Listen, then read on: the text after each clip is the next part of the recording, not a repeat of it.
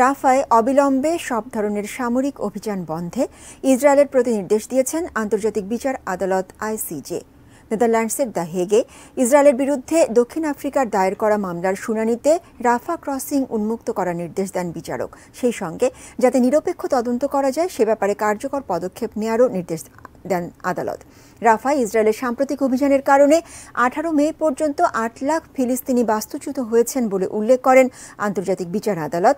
রাফায় ইসরায়েলের সাম্প্রতিক অভিযানের কারণে গণহত্যার ঘটনা ঘটছে উল্লেখ করে জরুরি ভিত্তিতে অভিযান বন্ধে ইসরায়েলের প্রতি নির্দেশ জারি আইসিজের প্রতি আবেদন জানায় দক্ষিণ আফ্রিকা। এদিকে 7 অক্টোবরের হামলার পর হামাসকে পরাজিত করতে এই পদক্ষেপকে মূল অভিযান বলে মনে করছে ইসরায়েল।